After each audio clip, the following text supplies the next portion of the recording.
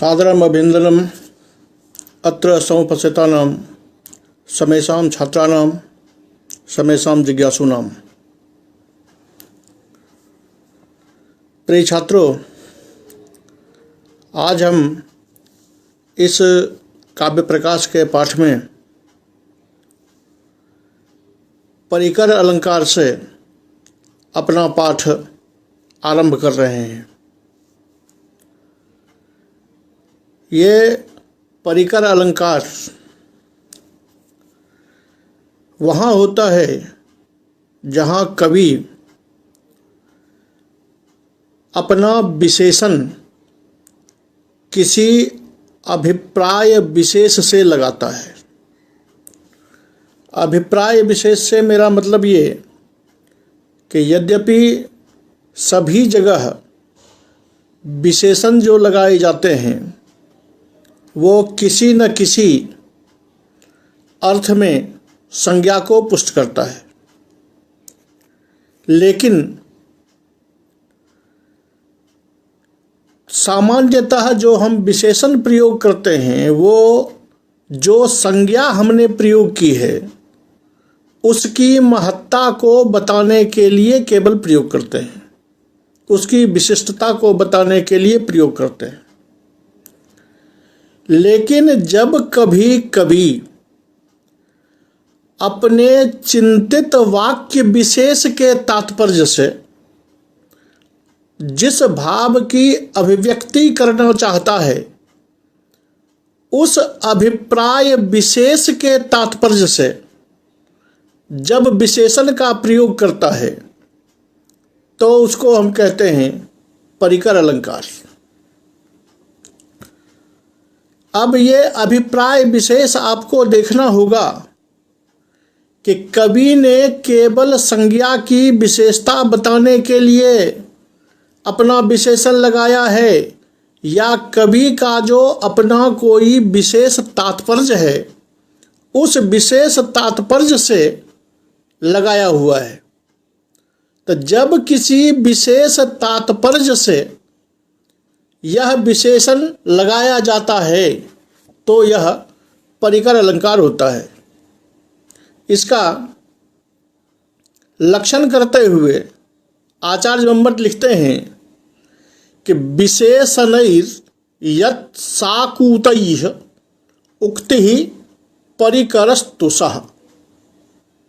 दूसरे अलंकारिकों ने स्पष्ट किया है कि उक्तैर विशेषणैः साभिप्रायैः परिकरो मतः, साभिप्रायैः विशेषणैः परिकरः। अब इसको स्पष्ट करने के लिए कि ये साभिप्राय विशेषण कैसे होता है, इसके लिए महाकवि भारवी का एक श्लोक ये उद्धृत करते हैं। महौजसो मान धना धनार्चिताः धनुर्भृतः संजति लब्ध कीर्तयः न संहतास्तस्य न भेदवृत्तयः प्रियानि वांछन्त्यशुभे समीहितुम्। ये सभी जानते हैं कि किरातार्जुनीयम के प्रथम सर्ग में बनेचर जो है वो युधिष्ठिर को दुर्योधन का वृत्तांत सुना रहा है कि दुर्योधन अपना राज्य कैसे चला रहा है। उसी में वो कहता है कि हे राजन, वह दुर्योधन महान बलशाली एवं आत्मगौरव से परिपूर्ण जो व्यक्ति है उसको धनार्चिताः धन से सत्कृत करता है, युद्ध में कीर्ति को प्राप्त जो धनुर्धारी अपने प्राणों से भी दुर्योधन की अभीष्ट सिद्धि करना चाहते हैं उनको वह धनों द्वारा धन दे करके उसको खुश किया करता है, उसको प्रसन्न रखता है। अब यहाँ देखिए कि दो तीन जो ऊपर में लगाए कि महौजसो मान धनाः धनुर्भृतः संजति लब्ध कीर्तयः एते धनार्चिताः, कि वो दुर्योधन किसकी सेवा कर रहा है, किसको दान दे रहा है, किसके घर में पर्याप्त धन वो भर रहा है, तो सामान्य व्यक्ति को नहीं दे रहा है। ये मत समझिएगा कि वो राज्य देखकर अपना धन लुटा रहा है, बल्कि गौर कीजिए कि वो उसको देता है जो महौजसः, जो महान शक्तिशाली है, मान धनाह, जो आत्मगौरव संपन्न है, ऐसा धनुर्धारी है जिसने युद्ध में अपनी कीर्ति प्राप्त की है। ऐसे लोगों की वह धन द्वारा सेवा करता है। तात्पर्य क्या कहना चाह रहा है कि आप जानते हैं कि दुर्योधन को आगे आने वाले युद्ध में अपनी रणनीति तैयार करनी है, अपनी सेनाएं तैयार करनी है। इसलिए वो अगर धन खर्चा कर रहा है तब महान बलशालियों के लिए, ताकि ये बलशाली अभी तो दान समझकर मुझे दानी समझें, लेकिन इसी ऋण के तहत जब युद्ध की बारी आएगी तो ये हमारे इस दान के तहत, इस मान को रखते हुए ये हर हाल में मेरे पक्ष में ही लड़ाई लड़ेगा। मान धनाह, सम्मान ही जिसका धन है, वो जब आएगा तो आज दुर्योधन द्वारा दिए गए सम्मान को याद करेगा और वो हर हाल में दुर्योधन के पक्ष में ही लड़ेगा। यहां कवि ने ये जो मान धनाह, धनार्चिता, मान धनाह, महौजसः, धनुर्भृतः, संजति लब्ध कीर्तयः इत्यादि प्रयोग किया है। वो इसलिए प्रयोग किया है, इसलिए नहीं कि कुरुक्षेत्र में ऐसे ऐसे लोग हैं, वो तो सबको मालूम है। सवाल है कि वो ऐसे ऐसे लोगों को ही दान देकर प्रसन्न कर रहा है। इससे आप ये समझिए कि मान धन को ही वो प्रसन्न क्यों कर रहा है, ताकि युद्ध में मेरा काम दे। महौजसः, महान बल वाले को ही अपने पक्ष में क्यों कर रहा है, ताकि वो अगली लड़ाई में हमें काम दे। उस लड़ाई में ये मान धन, ये महान बलशाली लोग, ये धनुर्धारी लोग, अपनी वीरता से यश कमाने वाले लोग, इनको उस रण में काम देंगे। तो महाराज आप ये समझिए कि आपके विपक्षी जो दुर्योधन है, वो उस दुर्योधन ने आने वाली लड़ाई की तैयारियां शुरू कर दी है। तो यहाँ महौजसः, मान धनाह इत्यादि जो लगाए गए हैं, ये सारे के सारे अभिप्राय विशेष से, यानी वो जो कहना चाह रहा है कि दुर्योधन लड़ाई की तैयारी कर रहा है, ये उसकी तैयारी है, उसी के लिए विशेषण लगाया गया है। वो विवशता बस किसी को अपना बना रहा है, या उसके जो पक्ष में लोग खड़े होंगे वो विवशता बस खड़े हो रहे हैं, ऐसी बात नहीं है। क्योंकि विवशता में खड़ी हुई जो सेना है, वो सेना तो कभी पीछे हट सकती है, लड़ाई से मुड़ सकती है, भाग सकती है, साथ छोड़ सकती है, लेकिन जो मान धनी व्यक्ति हैं वो कभी अपने मान को नहीं छोड़ सकते। जो वीर उनके द्वारा उपकृत हो चुका है, वो वीर कभी उनका साथ नहीं छोड़ेगा। तो महाराज युधिष्ठिर आप ये समझिए कि उनके पक्ष में जो सेना लड़ने को आ रही है, वो तन मन धन से उसी का साथ देगी।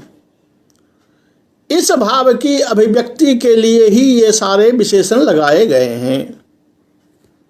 या इसका और बेहतरीन उदाहरण दिखाई पड़ता है जब बेनी संहार में अश्वत्थामा और कर्ण की आपस में टकराहट होती है राज दरबार में, वहाँ कुरुक्षेत्र की जगह पर, और दुर्योधन सामने खड़ा है। उसी बीच में द्रोणाचार्य की मृत्यु के बाद कर्ण और अश्वत्थामा के बीच थोड़ी क्रोध की स्थिति आ जाती है, और अश्वत्थामा अपना अस्त्र छोड़ देता है क्योंकि कर्ण कुछ उल्टी पुल्टी बातें द्रोणाचार्य के विषय में कह देता है। उसी समय नेपथ्य में आवाज आती है कि भीम ने दुशासन को पकड़ लिया है, अब बचाओ। तो उस पर अश्वत्थामा कहता है कि हाँ, अंगराज सेनापते, वहाँ अंगराज सेनापति इत्यादि जो विशेषण लगाए गए हैं वो व्यंग्य विशेष है। क्यों? तो कर्ण ने कहा था कि ब्राह्मण होने के नाते कायर होकर के इसके पिता ने शस्त्र छोड़ दिया, तो इसीलिए वो विशेषण लगा रहा है कि भाई अंगराज, आप तो अंगराजा हैं, आप तो सब कुछ कर सकते हैं, अब जाके भीम से दुशासन को बचा लीजिए, तो देख लें आपकी हैसियत। आप तो अब सेनापति हैं, वैसे सेनापति नहीं होते तो आप बच भी सकते थे, लेकिन अब तो आप सेनापति हैं, अब जाके बचा लीजिए। ये सारे विशेषण अश्वत्थामा के हृदय में जो वो कर्ण का के प्रत्युत्तर देने के लिए व्यंग्य है, उस व्यंग्य को उपस्थापित कर रहा है। इस तरह जब कभी अपने विशेषणों का प्रयोग वहां वर्ण विषयों के अनुकूल किसी अभिप्राय विशेष से लगाता है तो यह परिकर अलंकार होता है। इसीलिए इसकी परिभाषा ही की गई है कि विशेषणैः जत्साकुतैः उक्तैः परिकरस्तु सः, अर्थात जो विशेषण लगाया गया है उसमें कहीं न कहीं कोई गूढ़ विशेष तात्पर्य है, उस तात्पर्य की अभिव्यक्ति के लिए ये विशेषण लगाया गया है। ऐसी परिस्थिति में ये परिकर अलंकार होता है। अन्यथा विशेषण का प्रयोग तो सभी जगह होता है, विशेषण का प्रयोग केवल परिकर में ही होता है ऐसी बात तो नहीं है। विशेषण का प्रयोग सब जगह होता है और सभी जगह के जो विशेषण होते हैं वो कहीं न कहीं थोड़े बहुत अर्थ में तो अपने संज्ञा की पुष्टि करके अपने वाक्य की पुष्टि करता ही है, क्योंकि वाक्य की पुष्टि अगर नहीं करेगा वो तब तो अपुष्टार्थ नामक दोष हो जाएगा। इसलिए आपके मन में ये शंका हो सकती है कि उस अपुष्टार्थ दोष का परिमार्जन करने के लिए जब सभी विशेषण कोई न कोई अर्थ देता ही है तो फिर परिकर का अंतर क्या हुआ? तो परिकर का अंतर ये है कि अन्य जगह पर विविध विशेषण लगा करके एक जो मूल चीज है, जो मूल संज्ञा है, उस संज्ञा की विशेषता मात्र को हम बताते हैं। और परिकर में मतलब है कि जो विशेषण हम लगा रहे हैं उस विशेषण से केवल संज्ञा की विशेषता मात्र प्रकटित नहीं होती, बल्कि उसमें छिपा हुआ कोई और रहस्य है जिस रहस्य की अभिव्यक्ति वह कर रहा है। तो ये होगा साभिप्राय विशेषण, और साभिप्राय विशेषण में ही ये परिकर अलंकार होता है। जैसे और स्पष्ट करें तो जैसे हम कहते हैं कि मैं चंद्रधारी भगवान शंकर को प्रणाम करता हूँ, तो अब प्रणाम करता हूँ किसको? चंद्रधारी शंकर को। तो शंकर कहने से ही अर्थ मिल रहा था, यहाँ चंद्रधारी हमने विशेषण लगाया हुआ है। ये विशेषण किस अभिप्राय को बोध कर रहा है? कुछ नहीं, केवल शंकर के स्वरूप की विशेषता बता रहा है कि जो चंद्रमा को धारण करने वाले हैं उस शंकर को मैं प्रणाम करता हूँ। ये विशेषण सामान्य है, लेकिन उसी को अगर मैं वाच्यांतर से प्रयोग करूं कि भाई भारतीय संस्कृति को तुम जानते नहीं, क्यों? तो यहाँ तो डमरू बजाने वाला भी त्रिपुर विजयी होता है। अब देखिए कि यहाँ डमरू बजाने वाला भी शंकर का विशेषण है, लेकिन अब यहाँ अभिप्राय बदल गया है। अभिप्राय ये बदला है कि अब मेरा कहना ये है कि अरे वीर की तो बात छोड़ो, जो डमरू बजाने वाला है जिसको तुम मदारी कहते हो, वो मदारी भी यहाँ त्रिपुर विजेता होता है, तीनों लोगों को जीतने वाला होता है, त्रिपुरासुर को मारने वाला होता है। तो समझ लो जब धनुषधारी सामने आ जाएगा तब क्या होगा। अब ये डमरूधारी हमारे हृदय में निहित जो ये एक तीसरा अर्थ है, उस तीसरे अर्थ की अभिव्यक्ति करता है, इसलिए मैंने डमरूधारी विशेषण लगाया। तो जब इस प्रकार कोई भी विशेषण किसी अभिप्राय विशेष से लगाया जा रहा हो तब ये परिकर अलंकार होता है, या वैसे विशेषण के स्थान पर हम परिकर अलंकार कहते हैं। इससे आगे अलंकार जो आता है वो अलंकार है व्याजोक्ति। याद रहे कि इससे पहले आप एक अलंकार पढ़ चुके हैं, उसका नाम था व्याजस्तुति। तो वो व्याजस्तुति अलग था, ये व्याजोक्ति अलग है। अब देखिए पहले ये व्याजोक्ति कहाँ होता है। स्पष्ट नाम है कि व्याजोक्ति ब्याज पूर्वकम उक्ति ही। ब्याज पूर्वकम क्या और कैसे? तो जब कहीं कोई अर्थ सुस्पष्ट होता है, यानी कोई आदमी किसी अर्थ को देख रहा है सामने में कि इस चीज का ये अर्थ है, लेकिन जो अर्थ सामने आया उसको छिपाने के लिए अगर वहां दूसरा अर्थ प्रयोग कर दिया जाता है ताकि पहला अर्थ छिप जाए, पहला अर्थ लोगों की नजर में ना आए, तो अब जब दूसरा सूक्ति आता है, दूसरा कथन आता है, तो वो व्याजोक्ति कहलाता है।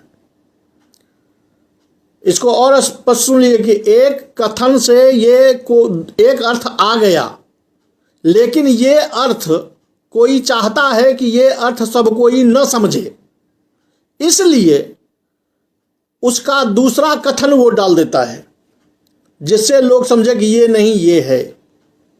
कैसे? तो उदाहरण में स्पष्ट हो जाएगा। देखिए, शैलेन्द्र प्रतिपाद्यमान गिरिजा हस्तोपगूढ़ो लसत रोमांचादि विसंस्थुलाखिल विधि व्यासंग भंगाकुल हासैत्यम तुहिनाचलस्य करयोर ऋत्युचिवान सस्मितम शैलांतः पुरमातृमंडल गणैर दृष्टो बता बह शिवः।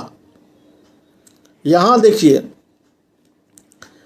ये स्थिति जो है ये भगवान शंकर और पार्वती के विवाह का प्रसंग है कि जब कन्यादान होने लगा तो भगवान शंकर का हाथ हिमालय के हाथ में गया और भगवान शंकर के हाथ पर पार्वती का हाथ आया। पार्वती का हाथ भगवान शंकर के हाथ पर जूं ही आया तो पार्वती के हाथ के स्पर्श मात्र से भगवान शंकर का शरीर स्नेह से, प्रेम से रोमांचित हो गया। उस रोमांच को देखकर सारे लोग जो वहां बैठे थे वो इस बात को तो समझ गए कि ये शंकर जो हैं वो कितने श्रृंगारी हैं कि पार्वती के हाथ का स्पर्श मात्र से इनकी ये दशा हो गई।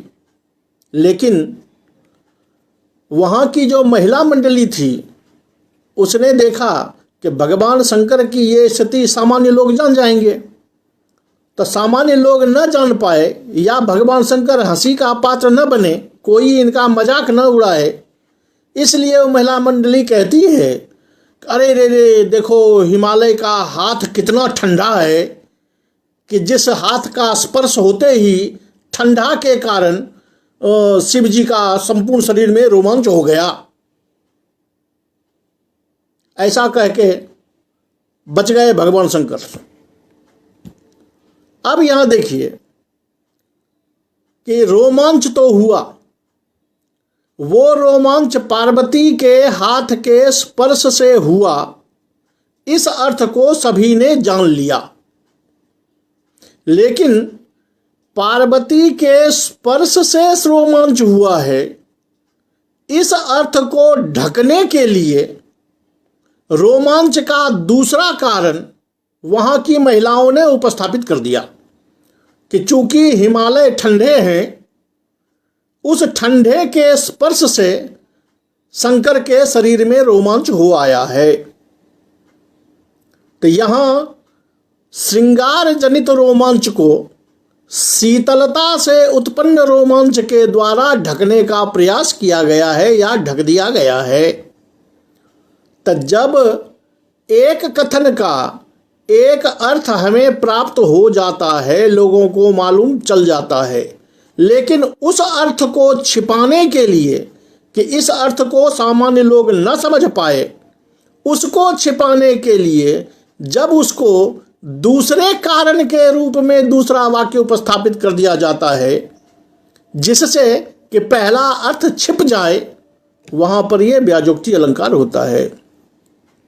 इसकी परिभाषा ही की है आचार्य ने, व्याजोक्तिश्छद्मनोद भिन्न वस्तु रूप निगूहनम, कि यानी उद्भिन्न वस्तु, जो वाक्य हमने प्रयोग किया उससे जो अर्थ प्राप्त हुआ, उस अर्थ को निगूहनम, उस अर्थ को छिपाने के लिए जब कोई दूसरी उक्ति दी जाती है, उसी उक्ति के बहाने पहले अर्थ को छिपा दिया जाता है, तब ये व्याजोक्ति अलंकार होता है।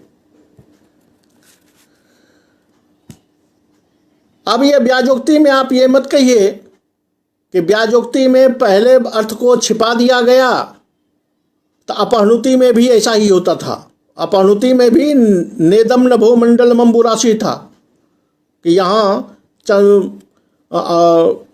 नभो मंडल नहीं बल्कि समुद्र है, वो स्थिति यहाँ नहीं है। वहाँ केवल उपमेय को छिपाने के लिए उपमान को या उपमेय को छिपाकर उपमान की स्थापना की गई थी। उद्देश्य था वहाँ उपमान और उपमेय की अतिशय साम्य को दिखाना, जबकि व्याजोक्ति में मूल ध्येय साम्य बताना नहीं होता है। यहाँ मूल ध्येय होता है कि जो अर्थ लोगों को लग चुका है उस अर्थ को छिपाना यहाँ ध्येय होता है। यहाँ उपमेय को छिपाना ध्येय नहीं होता, बल्कि आपके कथन से जो अर्थ लोगों को लगा है उस अर्थ को छिपाना उसका ध्येय होता है। उसको छिपाने के लिए ही ये दूसरा वाक्य या दूसरा कारण वहाँ उपस्थापित किया जाता है। इसलिए अपहनुति और व्याजोक्ति दोनों दो चीज है और दोनों में अंतर है। चलिए, इसके आगे अलंकार आता है परिसंख्या। ये परिसंख्या अलंकार बहुत जनश्रुत अलंकार है, ख्यात है। खास करके गद्य में जब गद्य साहित्य आता है या चंपू साहित्य आता है तो वहाँ इसका प्रयोग कवि जम के करते हैं और वहाँ ये अपना कमाल गजब का दिखाता है। इसमें खूबी क्या होती है, तो यहाँ खूबी कहते हैं कि एक चीज को तो बताता है और दूसरे से उसका अपहार करता है। ये कैसे, तो जो बातें वो उपस्थापित कर रहे हैं, जैसे केशेषु वक्रता, राज्य के वर्णन में या राजा के वर्णन में कभी कहता है कि अत्र केशेषु वक्रता केशेषु कुटिलत्वम। वहाँ क्या कर रहा है कि कुटिलता को दिखा रहा है कि राज्य में कुटिलता है, लेकिन केवल केशों में ही है, अब बाकी जगह नहीं है। एक ही कुटिलता का केस में उपस्थिति भी दिखाया और बाकी जगह से उसकी निवृत्ति भी कर दी कि बाकी कहीं पर लोगों के मन में कोई कुटिलता नहीं है। तो एक ही वाक्य से एक ही वस्तु का एक जगह उपस्थिति अन्य जगह से निवृत्ति दोनों दिखा दिया जाता है। ये परिसंख्या की खूबी है। हाँ, ये अलग बात है कि इसके लिखने के प्रकार अलग अलग हैं, इसलिए इसकी परिभाषा में कहते हैं आचार्य जे किंचित पृष्ठम अपृष्ठम वा कथितम जत प्रकल्पते त्राद्रिगण्य व्यपोहश्चेत परिसंख्या तो सास्मृता। कि कहीं कोई प्रश्न पूछे जाने पर या कहीं बिना प्रश्न के ही जो बातें कही जाती है वो बातें एक जगह तो उपस्थित होती है और अन्य जगह से उसकी निवृत्ति होती है। तो ये दोनों परिस्थिति में परिसंख्या अलंकार होता है। उदाहरण के द्वारा इसको स्पष्ट करें तो थोड़ा ज़्यादा स्पष्ट होगा कि कहीं प्रश्न करने के बाद जो जवाब आता है वो जवाब एक जगह तो सही होता है और अन्य से निवृत्त होता है। कैसे? तो श्लोक देते हैं ये उदाहरण में कि किमा सेव्यम पुंसाम सविधमनबद्यम द्विशरितः किमेकांते ध्येयम चरणयुगलम कौस्तुभवृतः किमाराध्यम पुण्यम किमभिलषणीयम च करुणा यदा शक्त्या ते चेतो निरवधि विमुक्त्यै प्रभवति। यहाँ कहता है, ये प्रश्नोत्तर वाक्य है। प्रश्न होता है कि किमा सेव्यम, सेवनीय क्या है? तो जवाब आता है कि सविधम मनबद्यम द्युसरितः। आकाश गंगा जो है वो आकाश गंगा का तट सेवनीय है। अब गौर कीजिए कि सेवनीय क्या है, ये प्रश्न था। अब उसमें सेवनीय तो इस संसार में रहने वाले व्यक्ति के लिए अलग अलग चीज़ है। अगर किसान है तो वो कहेगा भाई खेत सेवनीय है, अगर कोई कामी है तो वो कहेगा कामिनी सेवनीय है, पैसा कमाने वाला है तो वो कहेगा धन सेवनीय है। तो बहुत सारे अर्थ आ सकते हैं प्रतिमान में, लेकिन यहाँ कहते हैं कि सेवनीय क्या है? तो आकाश गंगा का किनारा, यानी सेवनीयता तो आकाश गंगा में भी है, उसमें नहीं है ऐसी बात नहीं है। लेकिन यहाँ जवाब में क्या किया गया? तो एकमात्र द्युसरित को, एकमात्र आकाश गंगा को सेवनीय कहा गया। इसी से ये अर्थ भी दे दिया कि बाकी दुनिया में कोई चीज सेवनीय नहीं है। तो अब सेवनीयता को एक गंगा के किनारे पर लगा दिया और बाकी कहीं जगह सेवनीयता नहीं है ये कह के अन्य जगह से निवृत्त कर दिया। तो एक ही वस्तु की उपस्थिति भी और अन्य जगह से उसकी निवृत्ति भी दोनों हो जाने के कारण ये परिसंख्या अलंकार होता है। और ये प्रश्न पूर्वक है। पहले प्रश्न किया गया, उसके बाद जो उत्तर आया उस उत्तर ने क्या किया है? तो अन्य सभी प्रतिमान जो हैं, अन्य जो अर्थ आने वाले हैं कि नारी भी सेवनीय है, खेतिहर के लिए खेत सेवनीय है, उद्योगपति के लिए उद्योग सेवनीय है, धन वाले के लिए धन सेवनीय है, काम वाले के लिए काम सेवनीय है। उन सारे चीज़ों को, वो जो प्रतिमान सारे आ रहे थे अन्य अर्थ, उसका निराकरण करते हुए जो इनका अभिष्ट अपना है बोलने वाले का कि गंगा में, गंगा का किनारा जो है वही सेवनीय है।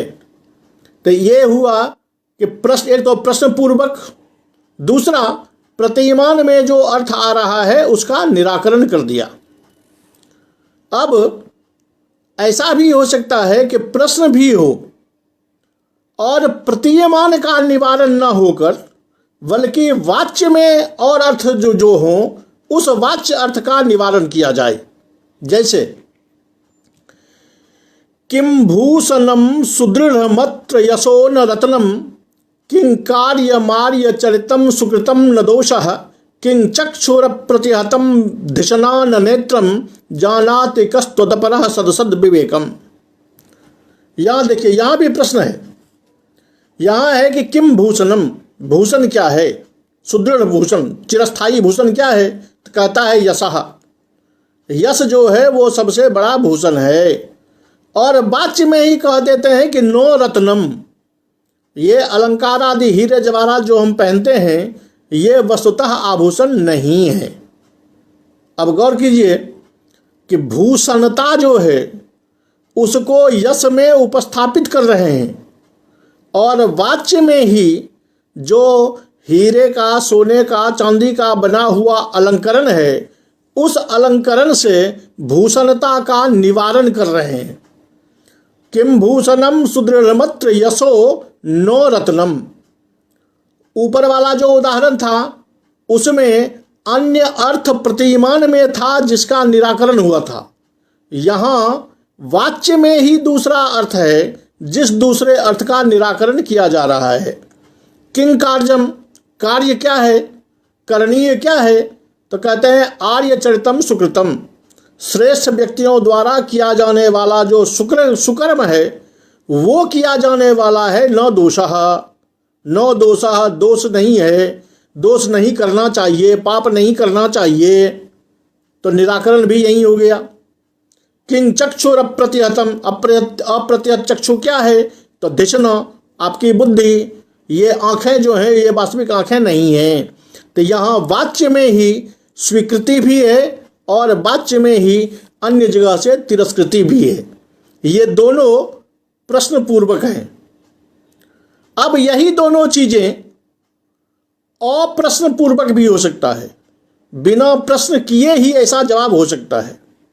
जैसे कौटिल्यम कचनिचये कर चरणाधर दलेषु रागस्ते काठिन्यम कुछ युगले तरलत्वम नयनयोर बसति। किसी नायिका को कह रहा है कि हे प्रिय, तुम्हारे केसों में ही कुटिलता है। कर, हाथ, पैर और अधर, इस दोनों में, इस तीनों में राग है, लालिमा है। स्तन युगले काठिन्यम, स्तन युगल में कठिनता है, कठोरता है। अतरलत्वम नयनयोः, तुम्हारी आंखों में चंचलता है। यहां किसी ने पूछा नहीं, कहा जा रहा है कि कौटिल्यम कचनिचये, केस के समूह में कुटिलता है।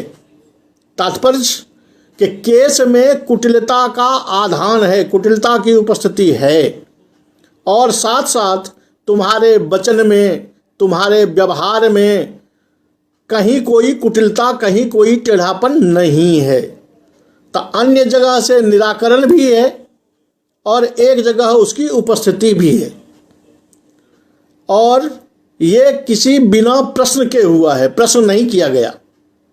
तो प्रश्न न करने पर वाच्य में एक जगह उपस्थिति और प्रतिमान में आने वाले जो हैं उससे निराकृति। जैसे वाच्य में कहा गया कि कच निचये कुटिलता अस्ति, केस में कुटिलता है, तो स्वभावतः है कि अर्थ लगता है कि केस में कुटिलता है तो क्या बोली में नहीं है, व्यवहार में नहीं है? तो कहता है जी नहीं, जब कह दिया गया कि केसे अस्ति तो स्पष्ट है दूसरे में नहीं है। तो जो प्रतीयमान है उसका निराकरण कर देता है और एक में उपस्थिति दिखा देता है। तो यहाँ वही हाल है कि प्रतीयमान में आने वाले अर्थों का निराकरण है, और उसी तरह वाच्य में आने वाले अर्थों का भी निराकरण कर किया जाए अप्रश्न पूर्वक, बिना प्रश्न किए, तो वो फिर चौथा भेद हो जाएगा। जैसे श्लोक देते हैं कि भक्तिर भवे न विभवे, भक्तिर भवे न विभवे व्यसनम शास्त्रे न युवति कामास्त्रे चिंता यशसि न बपुषि प्रायः परिदृश्यते महताम। महताम, जो महान लोग होते हैं उसकी भक्ति भगवान शिव में होती है, धन में नहीं। उसका व्यसन शास्त्र में होता है, युवती के काम रूपी अस्त्र में नहीं। चिंता यश में होती है, न कि इस पार्थिव शरीर में। अब यहाँ भी देख लीजिए, प्रश्न नहीं किया गया है, पहली बात। दूसरी बात, उपस्थिति और निराकृति दोनों वाच्य में है कि भक्ति शंकर में होती है, धन में नहीं होता है। तो धन से निराकरण, अब भगवान शंकर में भक्ति का स्थापन। भगवान शंकर में भक्ति है और धन में नहीं है। तो यहाँ वाच्य में ही एक जगह से निराकृति, एक जगह से स्वीकृति दोनों उपस्थित है, इसलिए ये चौथे प्रकार की परिसंख्या होती है। और मैंने पहले कह दिया है कि इसका प्रयोग जब गद्यकार करते हैं तो वहाँ बड़ा ये आनंददायक अलंकार होता है और पाठकों के लिए, सहृदयों के लिए अतीब मनोहर अलंकार होता है ये। इसी को आचार्य विश्वनाथ ने भी लगभग ऐसी ही परिभाषा दी है कि प्रश्नाद प्रश्नतो वापि कथिताद वस्तुनो भवेत अत्तादृगण्य व्यपोहश्चेत शाब्दो अर्थोथवाम तदा। शब्द और अर्थ उन्होंने कह दिया कि जहाँ शब्द से हो, जहाँ अर्थ से हो, वही बात है जो यहाँ हमने प्रतिमान और जो वाच्य में कहा। इसके बाद आता है एक अलंकार जिसका नाम है कारणमाला। इसका नाम ही है कारणमाला, कारणा नाम माला। तो भाई कारणा नाम माला कैसे? उसके लिए कहते हैं कि यथोत्तरम चेत पूर्वस्यार्थस्य हेतु तदा कारणमाला स्यात्।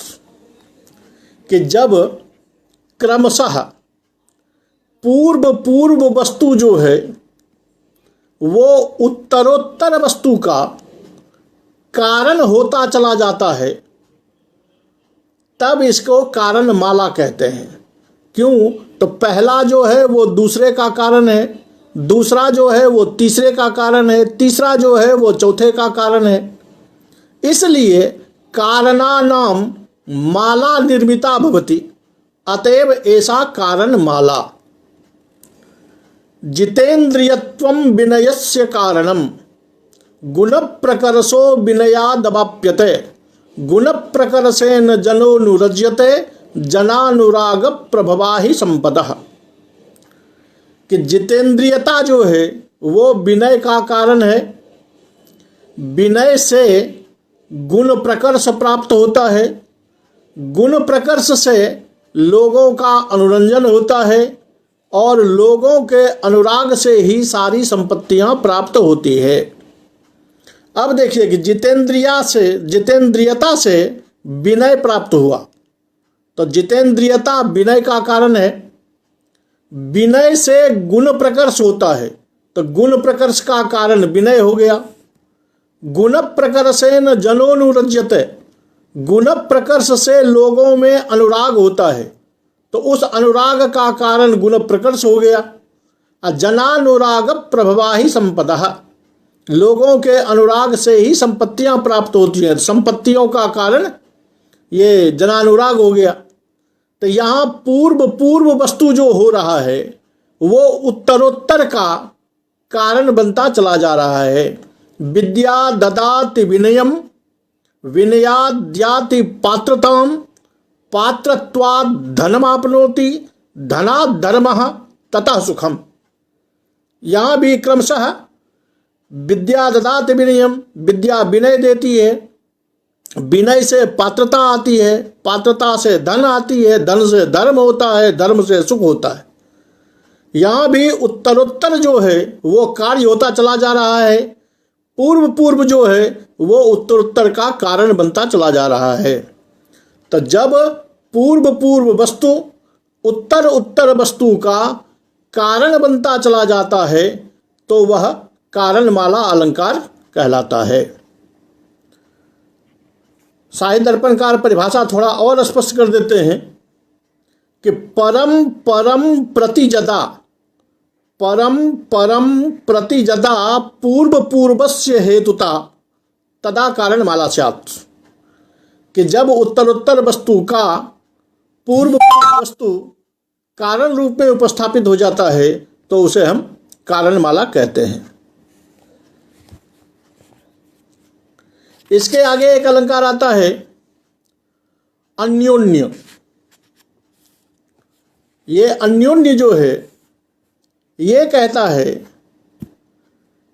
कि जब एक दूसरे का सहयोगी होता है और दूसरा पहले का सहयोगी होता है, यानी परस्पर दो चीजें हैं, ये दो चीजों में एक दूसरे का दूसरा पहले का सहयोगी होता है,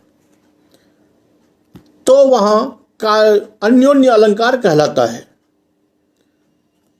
लक्षण करते हैं कि क्रिया तो परस्परम वस्तुनोर जनने अन्योन्यम, कि जब एक दूसरे को अपनी क्रिया के द्वारा उपकृत करता है, दूसरा पहले को अपनी क्रिया के द्वारा उपकृत करता है, तो परस्पर दोनों में उपकारी संबंध होने के कारण ये अन्योन्य अलंकार कहलाता है।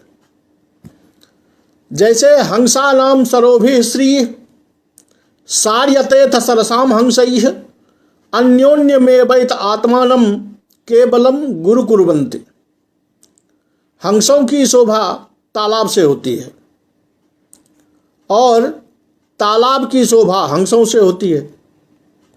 तो हंस ने तालाब की सुंदरता बढ़ा दी और तालाब ने हंस की सुंदरता को बढ़ा दिया, तो परस्पर हंस तालाब का उपकारी हो गया और तालाब हंस का उपकारी हो गया।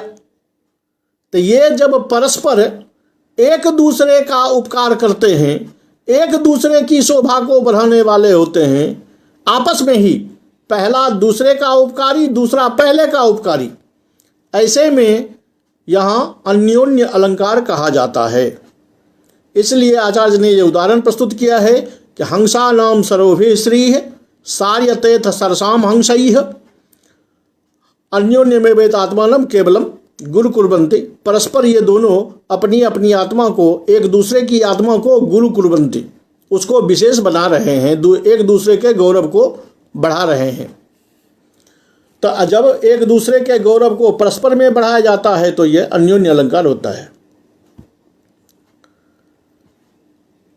आगे अलंकार आता है उत्तर। ये अलंकार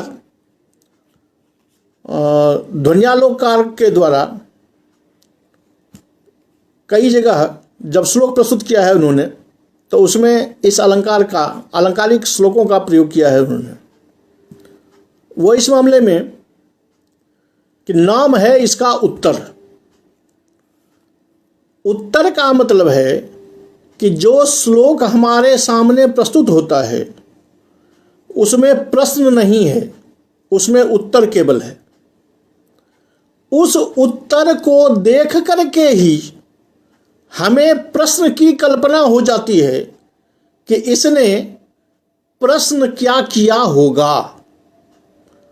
उस उत्तर की ये विशेषता है कि वो अपने प्रश्न को कल्पित करके सामने ले आता है, एक प्रकार। और दूसरा प्रकार वो होता है जब प्रश्न होता है लेकिन उसका जो उत्तर होता है वो बड़ा असंभाव्य जैसा होता है कि क्या ऐसा संभव है।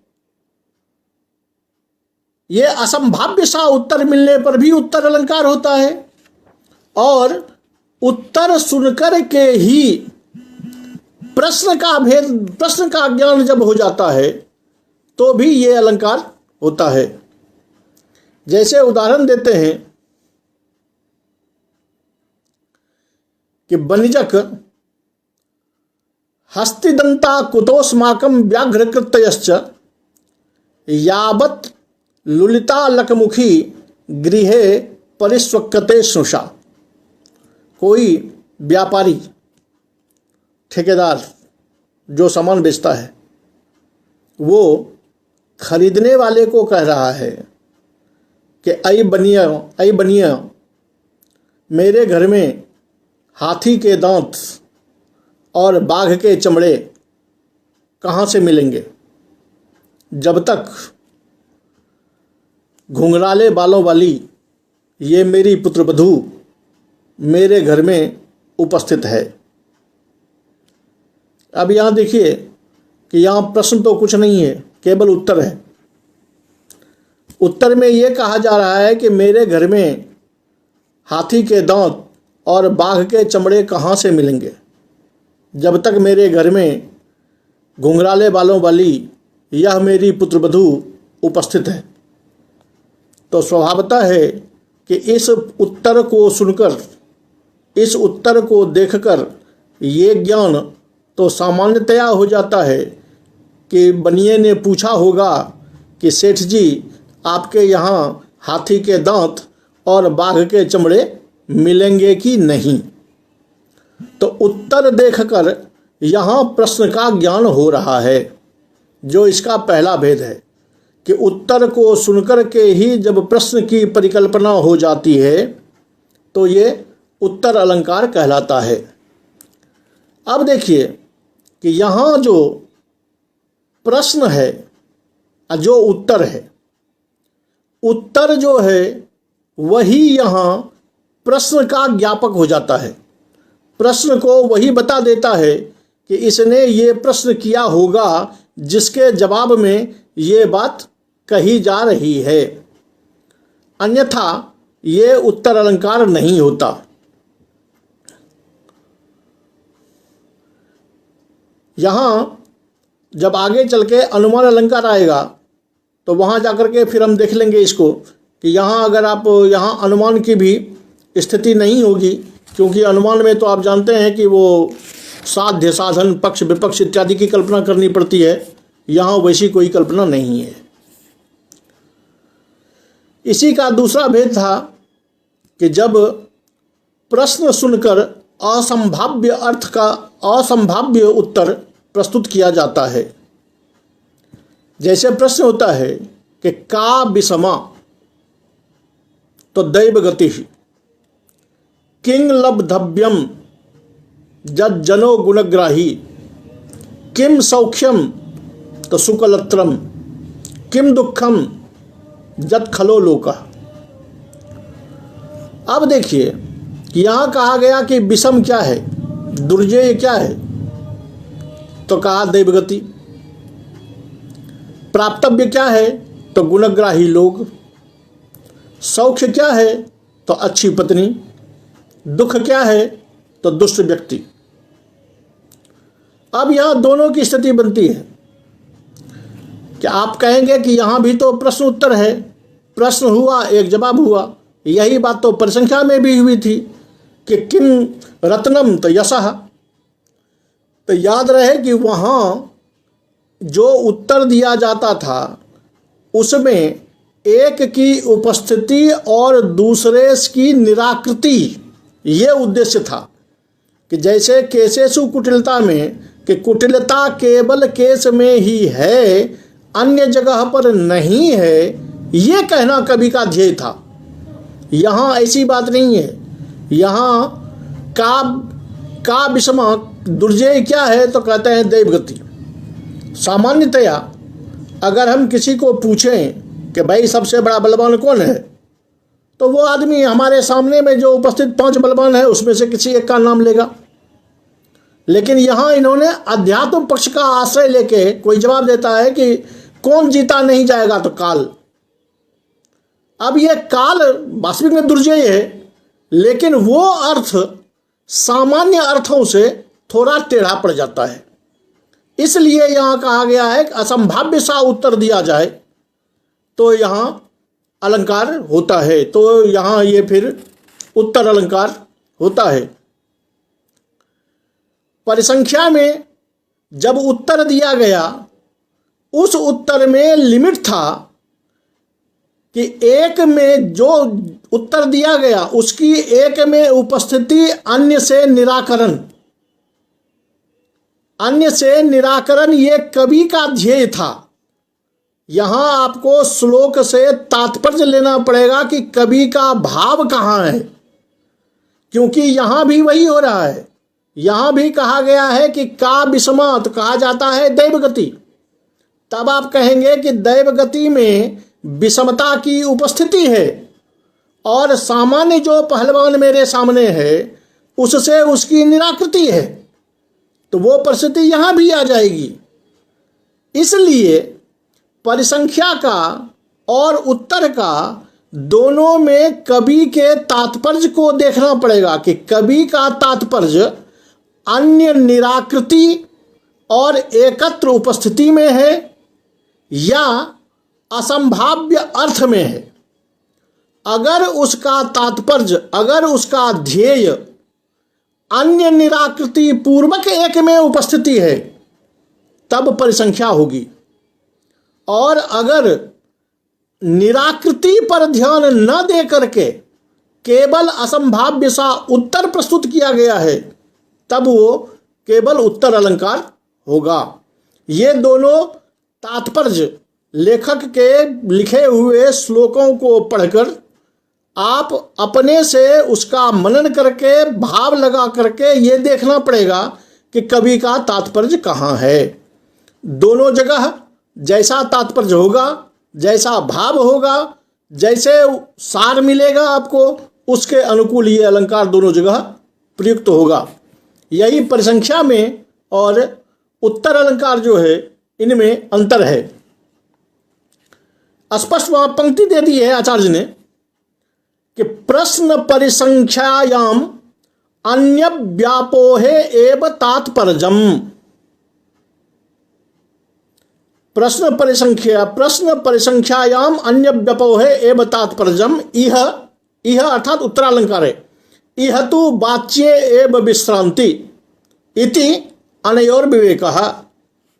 यहाँ जो वाच्य में कहा जा रहा है उसी को लेकर के आपको लगाना है। वहाँ व्यंग्य में जो आ रहा था प्रतिमान अर्थ, उस प्रतिमान अर्थ से निराकरण किया जा रहा था। दूसरा भेद था जहाँ वाच्य में किया जा रहा था। तो अब हमको ये देखना है कि अगर अन्य व्यापोह में तात्पर्य होगा तो परिसंख्या होगी, और अगर अन्य व्यापोह में तात्पर्य न हो करके केवल वाच्य में ही तात्पर्य रहेगा, असंभाव्य अर्थता में रहेगा तात्पर्य, तो वो उत्तर अलंकार होगा। आगे अलंकार आता है जिसका नाम है सूक्ष्म। ये अलंकार नाम ही सूक्ष्म है। सूक्ष्म से क्या तात्पर्य इनका? कहता है कि ये अलंकार वस्तुतः आपको तब पता चलेगा जब किसी वाक्य को, किसी श्लोक को बड़ी बारीकी से देखेंगे। बारीकी से देखने पर जो प्राप्त होता है, कैसे? तो मान लिया जाए कोई आदमी आपके सामने में खड़ा हो, वो बोला कुछ नहीं, उसने केवल अपने होंठ हिलाए या अपनी आंखें हिलाई, उसी से आपने ये समझ लिया कि वो क्या कहना चाहता है, क्या बोलना चाहता है। अब ये तो तब हो पाएगा जब आप आंख चलाने का अर्थ समझते हो, होंठ हिलने का अर्थ समझते हो।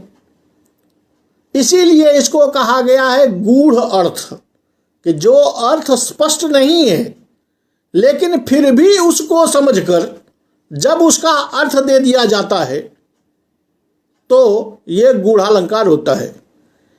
ये कहीं आकार विशेष से या कहीं चेष्टा विशेष से, आकार स्वरूप से और कहीं चेष्टा विशेष से ऐसा अर्थ दिया जाता है। जवाब भी वैसा ही दिया जाता है, यानी आकार से आपने उसके गूढ़ अर्थ को जान लिया तो जवाब भी उसी तरह आकार से जिसमें गूढ़ अर्थ छिपा हुआ हो उसके द्वारा उसका उत्तर दिया जाता है। चेष्टा से आपने जाना तो उस वैसी ही चेष्टा के द्वारा उसका जवाब भी दिया जाता है। जैसे इसका लक्षण किया आचार्य ने कि कुतोपि लक्षितः सूक्ष्मोप्यर्थो अन्यस्मय प्रकाश्यते धर्मेण केनचित् यत्र तत्सूक्ष्मं परिचक्षते कि कुतोपि लक्षितः सूक्ष्मः अर्थः। जो सूक्ष्म अर्थ, जो गूढ़ अर्थ है, वो अन्य के लिए यानी जानने वाले के लिए किसी तरह प्रकाशित हो जाता है। किसी तरह, या तो आकार से या उसकी चेष्टा से। जो अर्थ, जो गूढ़ अर्थ हमने पकड़ा और जवाब अगर दिया तो उसी हिसाब से, कहा कुछ नहीं, उसी गूढ़ार्थ के द्वारा उसका जवाब भी दे दिया जाता है। तो चूंकि हमने भी उसके सूक्ष्म को, गूढ़ अर्थ को जाना, अगर हमने कुछ जवाब दिया तो उसके भी गूढ़ अर्थ को वो समझ लेता है, इसलिए ये सूक्ष्म अलंकार कहलाता है। जैसे उदाहरण देते हैं कि वक्त्रस्येन्दि स्वेद बिंदु प्रबंधैः दृष्ट्वा भिन्नम कुंकुमम कापि कंठे पुंस्त्वम तन्मया व्यंजयंती वैश्या स्मित्वा पानौ खड्ग लेखाम लेखा। ये दो सहेली का वर्णन है कि एक सहेली को मुंह से और ललाट से एकाएक जब पसीना बहते हुए देखा, पसीना इतना कि ललाट में जो कुमकुम था वो कुमकुम पिघल के बह रहा है, तो दूसरी सहेली जो है उसके इस स्वरूप को देखकर समझ गई कि ये निश्चित रूप से कहीं से रति खिन्ना होकर, रति क्रीड़ा करके आ रही है एकाएक, इसीलिए इसकी ये दशा हो रही है। तो समझ तो वो गई, लेकिन उसने बताया कुछ नहीं, बल्कि उसने क्या किया, तो अपने हाथ में, चाहे उसको कलम हो चाहे लिखने का जो साधन हो, उससे उसने उस नायिका के हाथ पर तलवार का चिन्ह बना दिया। अब देखिए कि जो नायिका सामने आई उसके माथे से पसीना चू रहा था, मुंह पर सारे पसीने थे जिससे कुमकुम बह रहा था। उसको देखकर इस लड़की ने उसके हाथ पर तलवार की रेखा बना दी। अब यहाँ दोनों में क्या तात्पर्य है? तो दोनों में तात्पर्य ये है कि वो जो पसीना बह रहा है उसको देखकर ये दूसरी जो है उसने उसको ये जनाना चाहा, कहना चाहा कि तू क्या करके आ रही है ये मैं समझ गई, तू छिपा मत। तो ये बात बोली नहीं, बल्कि वो तलवार का चिन्ह बना दिया, क्योंकि तलवार जो होता है वो किसी पुरुष के हाथ का आभूषण है। तो तलवार से मतलब हो गया कि मैं समझ गई कि तू, तेरी संगति किसी पुरुष से हुई है। तो ये चेहरे को देख करके ऐसा भाव समझना वो भी गूढ़ है, और तलवार को देखकर ये कल्पना करना कि मैं तेरी बात को समझ चुकी हूँ, तू किसी पुरुष के साथ में थी, तो समझने वाले को भी गूढ़ अर्थ समझना पड़ेगा, इसलिए ये सूक्ष्म है। वहीं इसके हल्का उदाहरण है चेष्टा विशेष में। चेष्टा विशेष में ये थोड़ा हल्का होता है अलंकार समझने में कि संकेत काल मनसम वितम ज्ञात्वा विदग्धया हसन नेत्रार्पिताकूलम लीला पद्मम निमीलितम। कि किसी नायिका ने जब देखा कि सामने उसका उपपति खड़ा है, उसके चेहरे को देखकर वो बिट जो है, उपनायक जो है, वो कुछ बोला नहीं है, लेकिन उसके चेहरे को देख कर ही इस नायिका ने समझ लिया कि संकेत काल मनसम, अर्थात यह जानना चाह रहा है कि मैं इससे कब मिलने आ सकती हूँ, वो मुझसे मिलने का समय पूछने के लिए आया है। इस बात को नायिका ने समझ लिया। कैसे? तो केवल उसके चेहरे पर आने वाले व्यभिचारी भाव को देखकर। तो चेष्टा से गूढ़ अर्थ को समझ लिया। इसने क्या किया? तो हसन नेत्रार्पिता कूतम, हंसते हुए इसने हाथ में जो लीला कमल रखा हुआ था खेलने के लिए कमल, लीला पद्मम निमीलितम, उस लीला कमल को दूसरे हाथ से बंद कर दिया। वो बिट जो है वो समझ गया कि ये क्या कहना चाहती है। तो इसने किया क्या, इसने चेष्टा क्या दिखाई, तो हाथ में रखे हुए कमल को बंद कर दिया। इससे अर्थ लग गया कि कमल जब बंद होगा तब मैं तुमसे मिलने के लिए आ सकती हूँ, अर्थात सायंकाल में जब सूर्यास्त हो जाएगा तब मैं तुमसे मिलने के लिए आ जाऊंगी। अब यहाँ दो में से बोला कोई नहीं, और बिट के प्रश्न को इस विदग्धा नायिका ने समझ लिया और विदग्धा नायिका के जवाब को उस बिट ने समझ लिया। तो ऐसा गूढ़ भाव जब कहीं आकार मात्र से या कहीं संकेत मात्र से चेष्टा विशेष से ज्ञात हो जाता है तो इसे हम सूक्ष्म अलंकार कहते हैं। आचार्य विश्वनाथ की परिभाषा और स्पष्ट है कि संलक्षितस्तु सूक्ष्मोऽर्थः आकारेणेङ्गितेन च वा कयापि सूच्यते भंग्या जत्र सूक्ष्मं तदुच्यते, कि जहाँ आकार से या चेष्टा विशेष से ऐसी सूचना देता है और अर्थ को प्राप्त करता है तो वो ये अर्थ हो जाता है।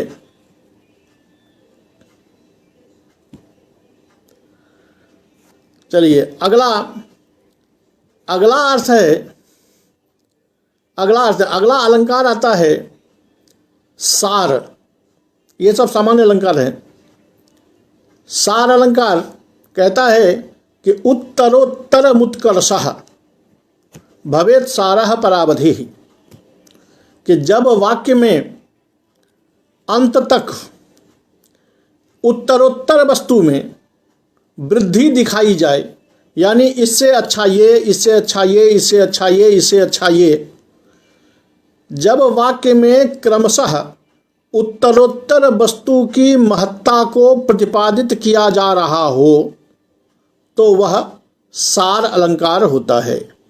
क्योंकि पहले से अधिक सारवान दूसरा, दूसरे से अधिक सारवान तीसरा, तीसरे से अधिक सारवान चौथा, चौथे से अधिक सारवान पांचवा, एवं क्रमेण जब एक दूसरे से क्रमशः सार रूप में बढ़ता चला जाता है, अधिक सारवान होता चला जाता है, इसलिए इसका नाम ही रख दिया गया है सार अलंकार। इसका लक्षण करते हैं कि उत्तरोत्तर मुत्कर्षः, उत्तरोत्तर आने वाले वस्तुओं का क्रमशः उत्कर्ष अगर बताया जाए तो ये उत्तर अलंकार होता है। जैसे राज्ये सारम वसुधा, वसुधायाम पुरम, पूरे सौधम, सौधे तल्पम, तल्पे बारांगना, बारांगनायाम अनंग सर्वस्वम।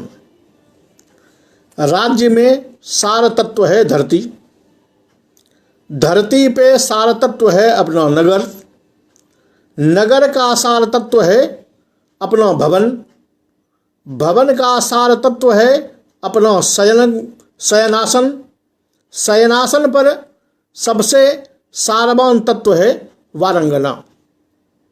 क्रमशः राज्य से ज्यादा महत्ववान राज्य का सार तत्व कहाँ निहित हो गया तो वसुधा में, वसुधा का सार तत्व कहाँ गया तो पुर में, पुर का सार तत्व कहाँ है तो भवन में, भवन का सार तत्व कहाँ है तो तल्प में, और तल्प का सार तत्व कहाँ है तो वारंगना में।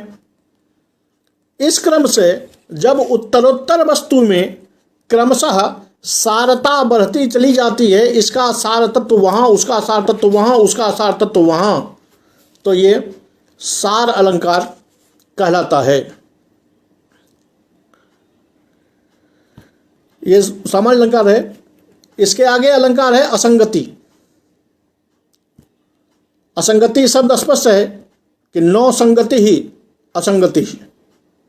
तो भाई ये वाक्य में नौ संगति से क्या तात्पर्य रहेगा, क्योंकि कहेंगे कि पदों की संगति नहीं हो, ऐसा तो हो नहीं सकता, क्योंकि पदों की संगति नहीं होगी तो वाक्य नहीं बनेगा। तो फिर असंगति क्या, किसकी संगति नहीं बनेगी। कहता है देखिए कि जब वाक्य में प्रदर्शित कारण और कार्य के बीच संगति न बनती हो तो ये असंगति अलंकार होता है। तो कैसे नहीं बनेगा? कारण कार्य में संगति बननी ही है, नहीं कैसे बनेगा? जो कारण है वो किसी कार्य को उत्पन्न करेगा, जो कार्य है वो किसी का कारण, उसमें कोई ना कोई कारण है, तो फिर नहीं कैसे बनेगा? तो कहते हैं कभी लोग ऐसा करते हैं कि कारण कहीं और दिखा देते हैं और कार्य कहीं और दिखाते हैं। तो ये जो कारण कार्य की स्थिति है, यानी देशांतर हो जाता है, स्थानांतर, कि एक जगह पर कारण होता है और दूसरे जगह पर कार्य हो जाता है। ये जो अंतर है इसी को कहते हैं असंगति। क्योंकि जहाँ कारण होगा कार्य भी वहीं होगा, तभी कारण कार्य की संगति होगी। लेकिन कभी लोगों की जो शैली है उस शैली में कारण कहीं और होता है, कार्य कहीं और हो जाता है। इसलिए परिभाषा करते हैं कि भिन्न देश तयात्यंतम कार्य कारण भूतयोः जुगपद धर्मयोर्यत्र ख्याति सा स्यात् असंगति। कि कार्य कारण भूतयोः, कार्य कारण रूप जो तत्व है उसका अगर भिन्न देशता हो जाए, कि एक देश में कारण हो और दूसरे देश में दूसरे स्थान पर कार्य हो, तो यह कहलाएगा असंगति। क्योंकि कारण कार्य की संगति वहाँ समुचित नहीं है। जैसे उदाहरण देते हैं कि जस्यैव व्रणस्तस्य वेदना भवति तज्जनोलीकम दंतक्षतम कपोले बद्ध्वा वेदना सपत्नी नाम। ये कहता है कि घाव जिसको होता है दर्द भी उसी को होता है। ये जो कथन है वो कथन गलत है। जरा पद पर ध्यान दीजिए कि घाव जिसको होता है दर्द भी उसी को होता है, ये बातें झूठी हैं। क्यों? तो पति ने वधू के अधर पर दंतक्षत किया, लेकिन दंतक्षत का दर्द जो है, वेदना जो है, वो वेदना उस वधू को नहीं बल्कि उसकी सौतन को हो रही है। अब देखिए कि ऊपर का वाक्य कहता है कि यत्र व्रणः तत्रैव वेदना। घाव जहां होगा दर्द वहीं होगा। उसको झूठा कर रहे हैं ये, जबकि नियम तो यही है कि घाव जहां होगा वेदना वहीं होगी। यहां कह रहे हैं कैसे? तो दंतक्षत हुआ नायिका को, तो दंतक्षत जिसके अधर पर हुआ दर्द भी उसी को होना चाहिए था, लेकिन दर्द उसको नहीं बल्कि दर्द उसकी सपत्नी को, दर्द उसकी सौतन को हो रहा है। क्योंकि वो सौतन का अपना डाह है कि मेरा नायक जो है वो मुझे छोड़कर इसके पास में चला गया है, इसकी ईर्ष्या के कारण दर्द उसे हो रहा है। तो यहाँ व्रण कहीं और, दर्द कहीं और, व्रण रूप कारण जो है वो एक वधू के अधर पर और वेदना रूपी कार्य जो है वो सौतन के हृदय में होने से आधार दोनों अलग अलग हो गया।